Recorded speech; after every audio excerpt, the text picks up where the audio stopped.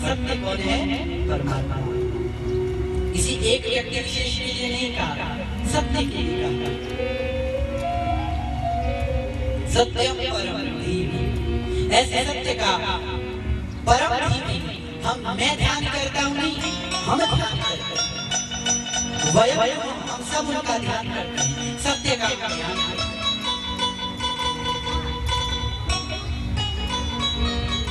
हैं। अगले श्लोक में कहते हैं धर्म प्रोजित कैकगोत्र परमो निर्मत्सरां शतां वेद्यं वास्तवमत्र वस्तु शिवदं तापत्रयोन्मूलनं श्रीमद्भागवत महामुनि कृते किं वा परैरीश्वरः सत्यो रज्ञवरुणतीर्थकृतिः सुस्तुष्टुभिस्तक्षणः। कैसे है? धर्म प्रोजित कैकगोत्र परमो निर्मत्सरां शतां, जो धर्म को अपने स्वयं में धारण किए, जो धर्म स्वरूप है, जो निर्मत्सर है। निर्मत्सर किसे कहते हैं? एक होता है जो बाहर से काटता है, मच्छर। एक मच्छर चलता है बाहर से काटता है, और एक मच्छर जो भीतर से काटता है। जो भीतर से काटता है, आप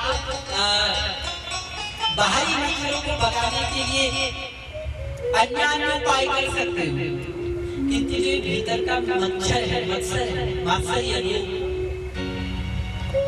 द्वेष, घृणा, ईर्ष्या, अहंकार, ये भीतर का जो मच्छर है, ये बाहरी पदार्थों से नष्ट नहीं होगा। इसके लिए चिंतन करना पड़ेगा, इसके लिए हमें अपने अहंकार को त्यागना पड़ेगा, मोह को त्यागना पड़ेगा। इसके लिए हमें भगवान की कथा का श्रवण मान करना, तब जाकर ये भीतर का मच्छर दूर होगा।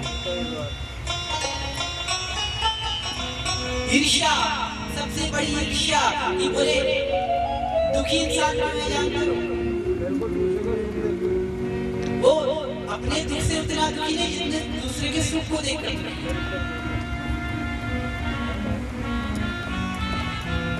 आज के जीव की प्रवृत्ति यह हो, अगर वो दूसरों के सुख में सहभागिता दिखाए तो उसको दुख नहीं।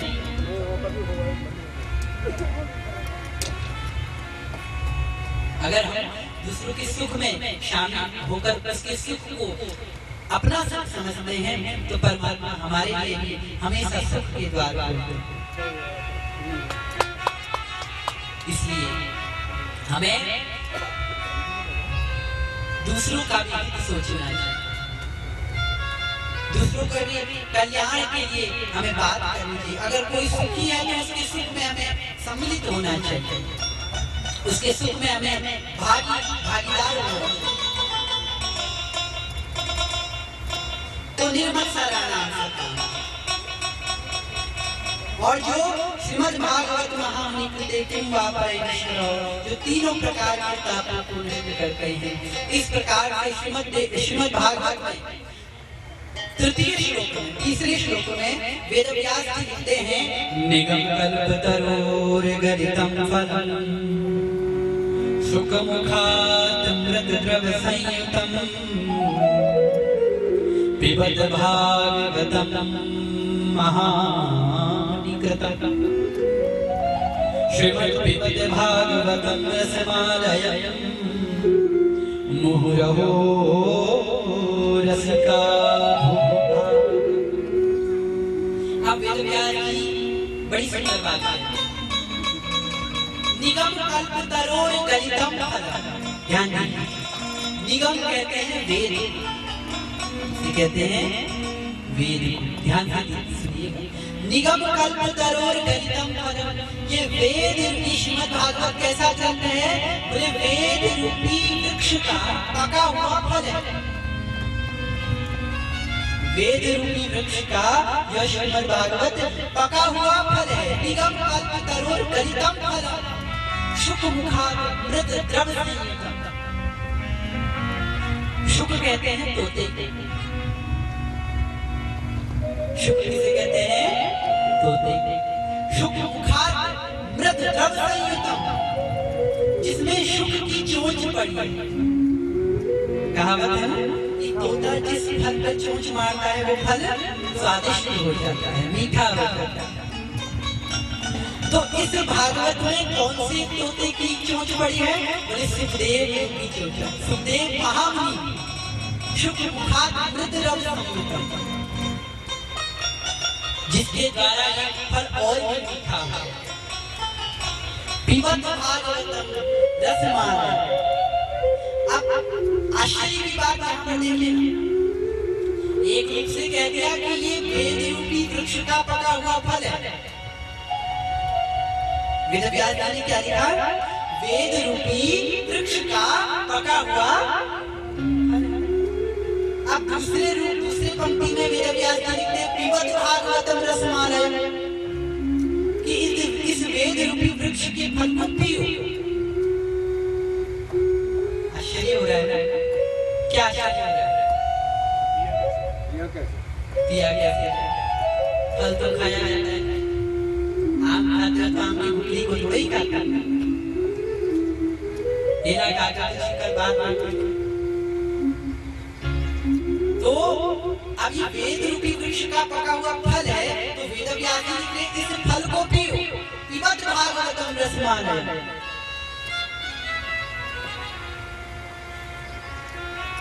तो वेद व्यास कहते हैं जो आम होता है ना, उसका हम रस पी लेते हैं, रस खा लेते हैं, उसको हम खा लेते हैं आम को, उसकी गुठली फेंक देते हैं। तो वेद व्यास जी तो लिखते हैं इस भागवत में फेंकने लायक तो कुछ है।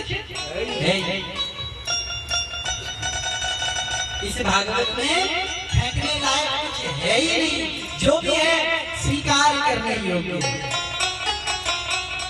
इसीलिए क्या कहा? पिबत भागवत, इसको और एक बार नहीं, अगली पंक्ति में मुहुरहु रसिका भूरि भावुका, बार-बार मुहुर बार-बार, एक बार नहीं, बार-बार।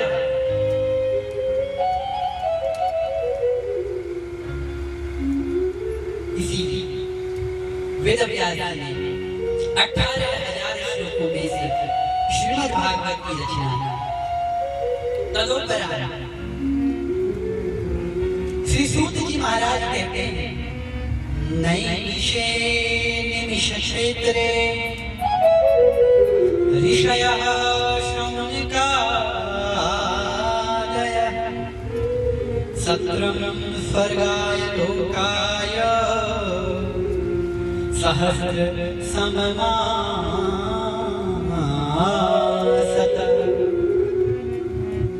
नैमिषारण्य क्षेत्र में 88,000 ऋषि सूत जी से प्रश्न करते हैं। सौनक जी ने सूत जी से 6 प्रश्न किए। श्रीमद् भागवत में सूत जी ने सौनक जी ने सूत जी से 6 प्रश्न किए। एक प्रश्न का उत्तर 2 स्कंदों में दिया। भागवत में कितने स्कंद हैं? 12। 18,000 श्लोक और 12 स्कंद हैं। तो एक प्रश्न का उत्तर 2 स्कंद, 6 प्रश्नों का उत्तर 12।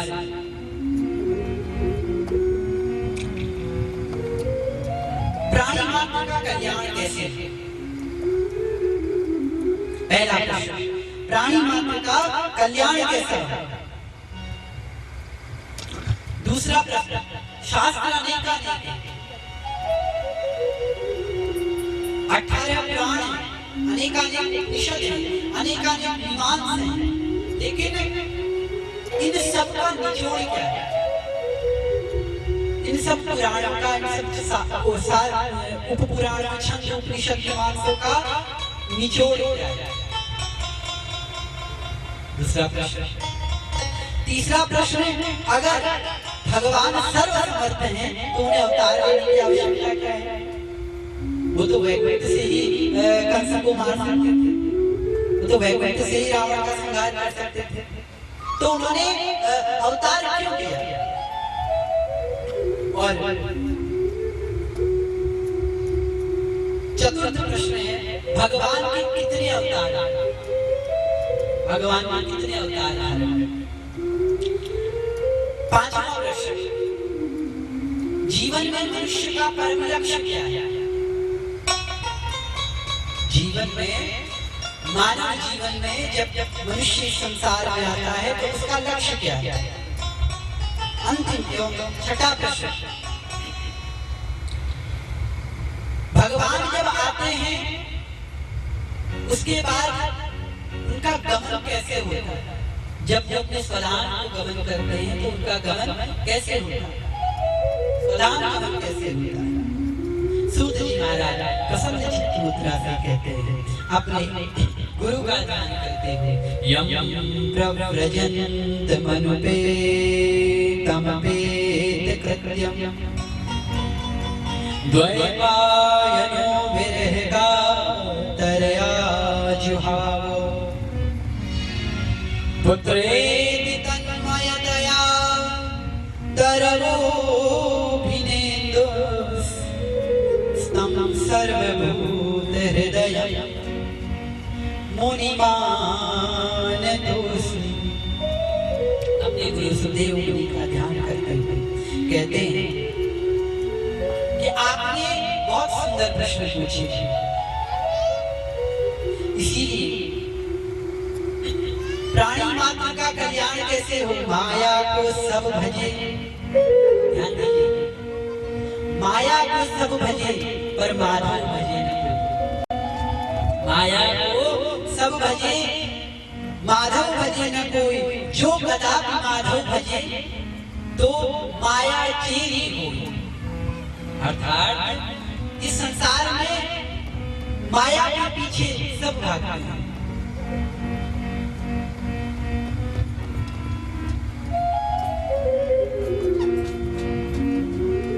जिसने नाक दी उसको भूल गए, जिसने ये नाक दी उसको हमने याद नहीं किया, जिसने नाक दी उसको हमने याद नहीं किया, लेकिन जिसने नथ दी उसको हमने याद।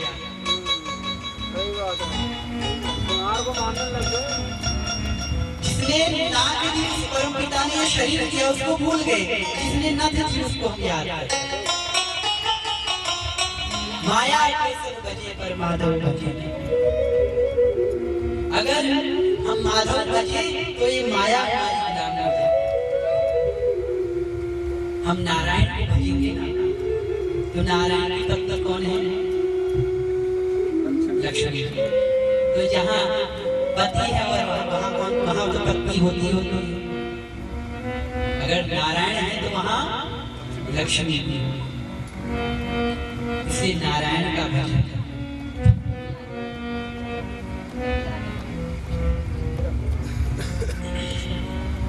नारायण का नाम है, क्योंकि सूत जी महाराज 88,000 सौनकादिक ऋषियों से कहते हैं कि ऋषियों ये जीवन बार बार नहीं मिलता। पुनरपि जन्म पुनरपि मरणम जननी जनने जठरे शयनम।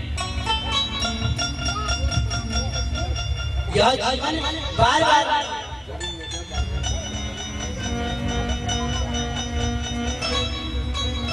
यह जीवन मनुष्य जीवन बार बार नहीं मिलता, एक बार मिलता है, एक बार।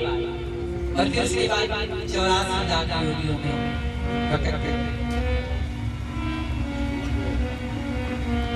मानव तन अनमोल रे, माटी में मत घोल रे, मानुष तन अनमोल रे, माटी में मत घोल रे। अब जो मिला है फिर न मिलेगा, कभी नहीं कभी नहीं कभी नहीं रे। मानव तन अनमोल रे, माटी में मत घोल रे, अब न मिला है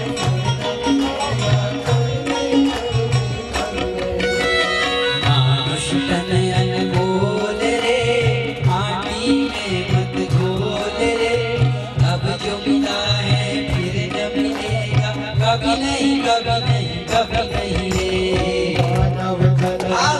घोल रे, माटी में ना घोल रे, अब जो मिला है फिर न मिलेगा, कभी नहीं, कभी नहीं, कभी नहीं।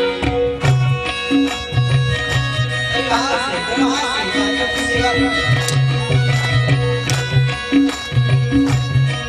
देखिए इसने बजाई कथा में ताली नहीं रुकती जिंदगी घर घर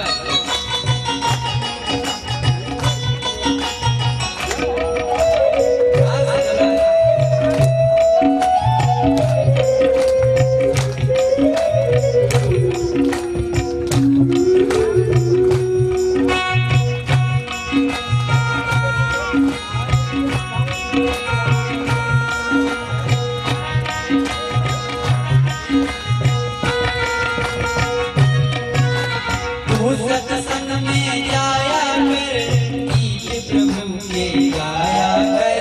तू सत्संग में जाया कर, गीत प्रभु के गाया कर। तू सत्संग में जाया कर, गीत शिवा के गाया कर। तू सत्संग में जाया कर, गीत शिवा के गाया कर। साँझ सवेरे बैठ के बंदे प्रभु का ध्यान लगाया कर। आज सवेरे बैठ के बंदे प्रभु का ध्यान लगाया। हाँ, साँझ सवेरे बैठ के बंदे प्रभु का ध्यान लगाया कर। आज सवेरे बैठ के बंदे प्रभु का ध्यान लगाया कर। नहीं लगता कुछ बोल रे, माटी में मत घोल रे। नहीं लगता कुछ बोल रे, माटी में ना घोल रे। नहीं लगता कुछ बोल रे, माटी में मत घोल रे। लगता कुछ बोल रे, माटी में ना घोल रे। अब जो मिला है फिर न मिलेगा, कभी नहीं, कभी नहीं, कभी नहीं रे। अब जो मिला है फिर न मिलेगा, कभी नहीं, कभी नहीं, कभी नहीं। मानुष तन अनमोल रे, माटी में मत घोल रे।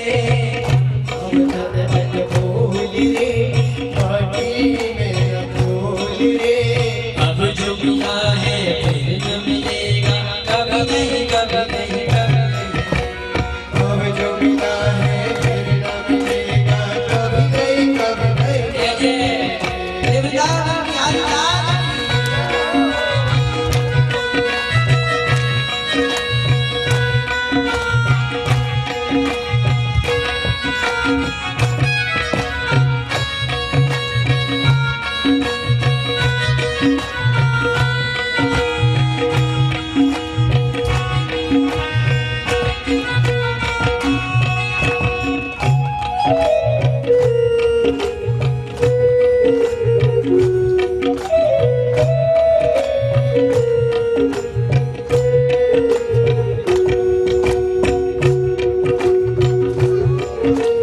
तू बुलबुल है पानी का, मत कर गर्व जवानी का।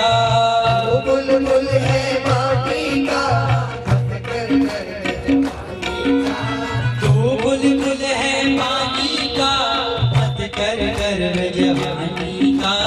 वो बुलबुल है माटी का, मत कर जवानी का। समझ समझ कर कदम को रखना, पता नहीं जिंदगानी का। समझ समझ कर कदम को रखना, पता नहीं जिंदगानी का। वो समझ समझ कर कदम को रखना, पता नहीं जिंदगानी का। समझ कर कदम को रखना, पता नहीं जिंदगानी का। सबसे मीठा बोल रे, माटी में मत घोल रे। मुझसे मीठा बोल रे, माटी में ना घोल रे। तू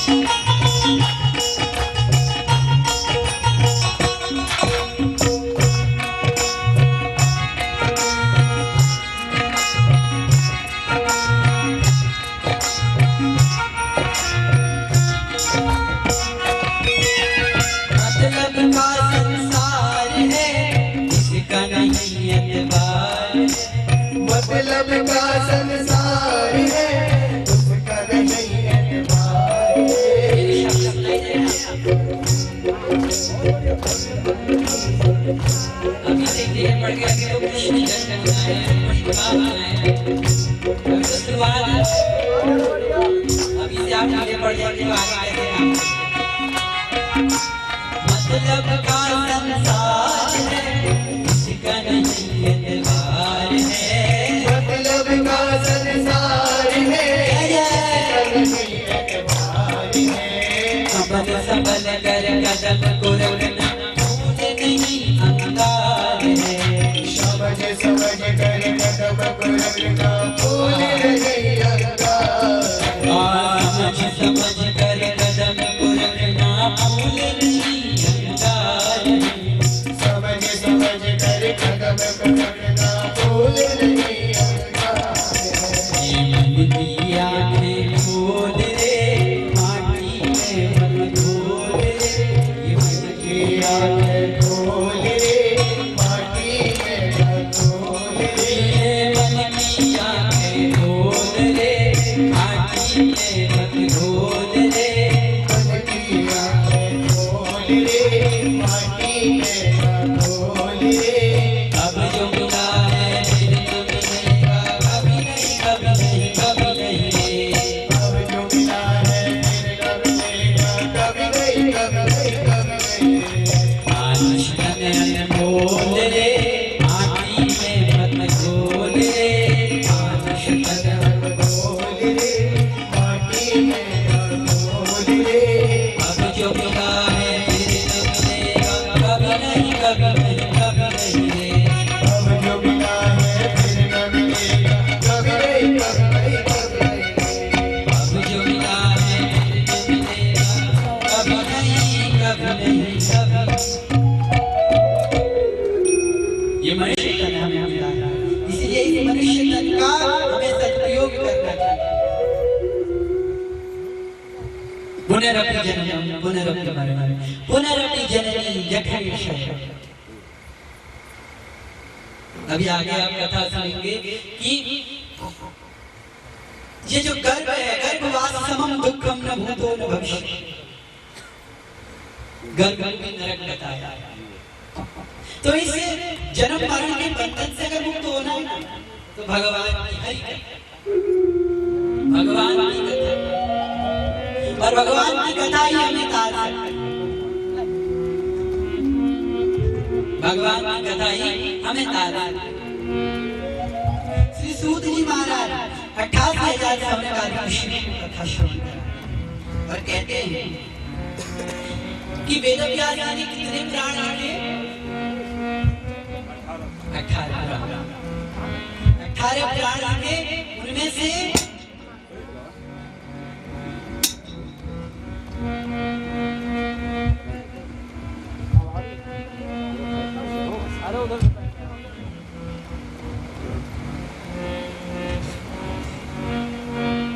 तो 18 प्राण, जब पहले 17 प्राण थे, पहले वेदव्यास जी ने 17 प्राण, लेकिन 17 प्राण पहले वेद लिखे, फिर वेदों के उपवेद लिखे, उपवेदों के बाद 17 प्राण लिखे, लेकिन उनकी मन को फिर भी शांति नहीं। वेदव्यास जी ने वेद उपवेद लिखे, उसके बाद 17 प्राण लिखे, लेकिन वेदव्यास जी के मन को शांति नहीं मिला। तो अशांत मन से बैठे हुए थे।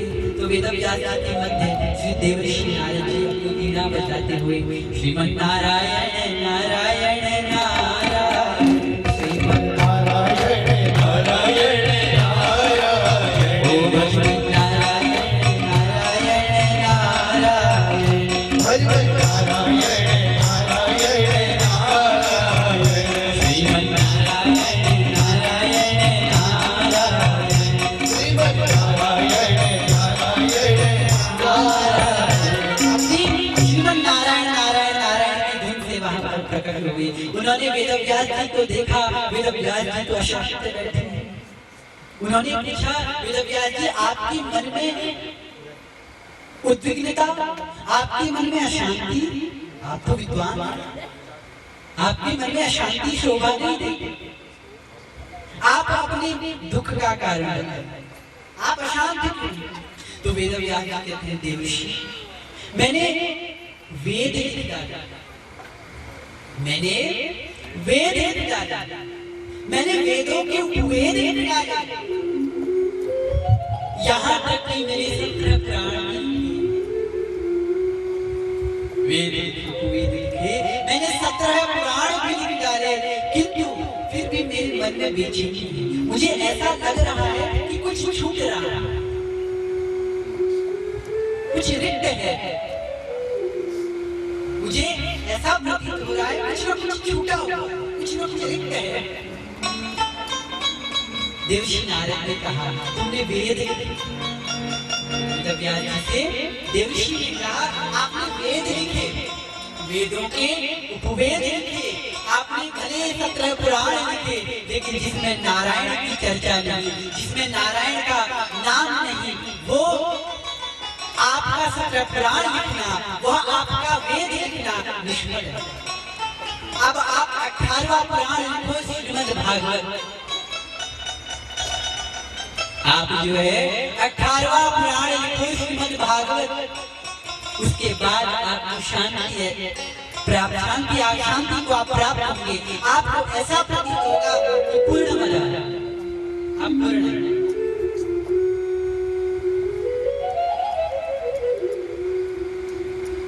तब वेदव्यास जी कहने लगे, वेदव्यास जी श्रीमद् भागवत कहने लगे, गजानन लिखने लगे 18,000 श्लोक की। आप लिख तो दिए, श्रीमद् भागवत की रचना तो कर, श्रीमद् भागवत की रचना तो आप कर, लेकिन इसका विस्तार कैसे हो, इसका विस्तार कैसे हो, अब इसको जन जन तक कैसे पहुंचाया जाए, इस श्रीमद् भागवत को जन जन तक कैसे पहुंचाया। तो उन्होंने वेदव्यास जी ने अपने शिष्यों को बुलाया और अपने शिष्यों को बुला करके कहा कि आप इस श्रीमद् भागवत की पुराण को जन जन तक पहुंचाना है।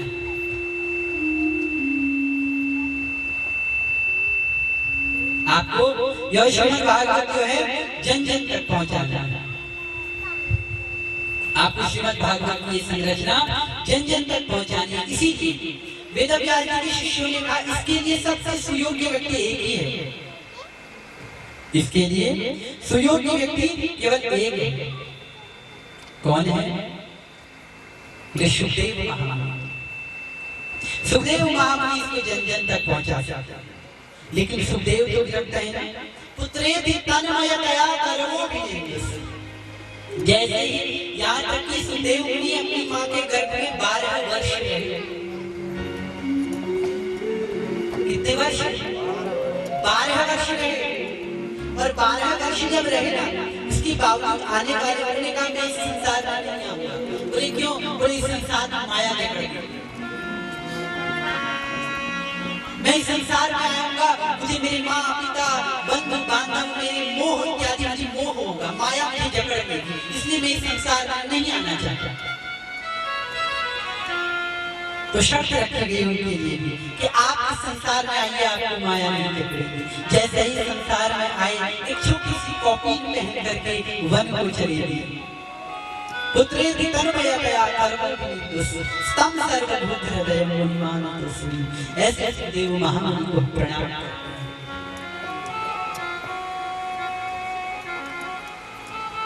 आप सुखदेव मुनि आए हैं संसार में और ध्यान ध्यान किसका कर रहे हैं सुखदेव मुनि? सगुण ब्रह्म का, निर्गुण ब्रह्म का। निर्गुण ब्रह्म अर्थात जो दिखाई दे, तो निर्गुण ब्रह्म का ध्यान कर रहे थे। उसी समय वेदव्यास जी के शिष्यों ने एक श्लोक का उच्चारण किया, जिससे सुखदेव मुनि के रोम रोम में एक आनंद उत्पन्न हुआ। बोले ये श्लोक कहाँ से आया? सुखदेव महामुनि वेदव्यास जी के शिष्यों, वेदव्यास जी ने अपने शिष्यों को एक श्लोक रटाया। बोले कौन सा? बोले वरहा पीडम नटवरवधू कर्णयो कर्णकाय विभ्रत्वा सह करकपिशं वैजयन्तीं च माला। श्री गंगान वेणुरधर सुधया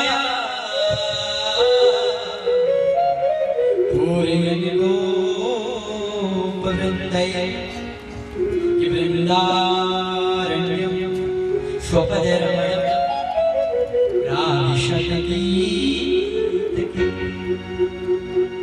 ये श्लोक को सुनते ही सुखदेव मुनि के हृदय में आनंद का प्रादुर्भाव हो गया। बोले ये इसमें भगवान के स्वरूप का वर्णन है कि वराह पीडम नटवर वधू कर्णयो कर्णधार, जिसकी कमर में पीला पीतांबर शोभित है, जिनके कमर में पीला पीतांबर, जिनके अधरों में जिनके घुंघराले बाल हैं, जिनके गले में वैजयंतीमान।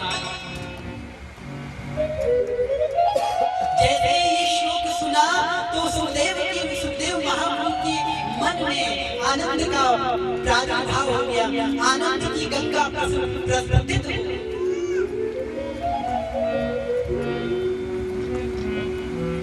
आनंद की गंगा प्रस्फुटित हो गई महाराज। उसी समय समाधि छूट गई। किसकी समाधि कर रहे थे? निर्गुण ब्रह्म। और ये श्लोक सगुण ब्रह्म के लिए, जिनके कमर में पीला पीतांबर,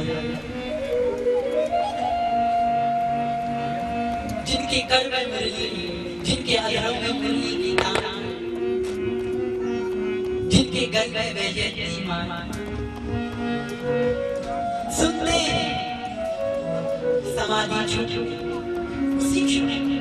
और वेदव्यास जी के शिष्यों ने कहा, अरे ये श्लोक तुम्हें किसने कहा? ये श्लोक तुमने कहाँ से लिया, कहाँ से सुना? अब सुखदेव के पास हो गए जान। तो वेदव्यास जी के शिष्यों ने कहा, बोले हमें नहीं मालूम, वेदव्यास जी से पूछो। दौड़ के वेदव्यास जी के पास आए कि ये कुछ शिष्य बड़ा सुंदर श्लोक का उच्चारण कर रहे थे, बड़े दिव्य श्लोक का उच्चारण कर रहे थे। तब वेदव्यास जी ने श्रीमद् भागवत की संहिता, श्रीमद् भागवत सुखदेव मुनि को सुनाई। सुखदेव मुनि ने समस्त मानव जाति को सुनाई, जो आज हम श्रवण कर रहे हैं।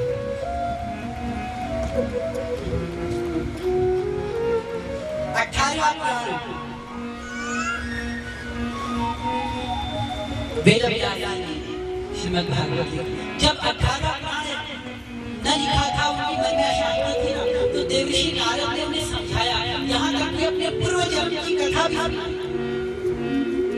नारद जी के पूर्व जन्म की वेदव्यास जी को सुनाई कि हे वेदव्यास जी, मैं पूर्व जन्म में ना दासी पुत्र था। देवर्षि नारद किससे कह रहे हैं? वेदव्यास जी कि मैं पूर्व जन्म में क्या था? दासी पुत्र था। मेरी माँ एक संतों के आश्रम में रहकर संतों की सेवा किया, संतों की सेवा किया करती।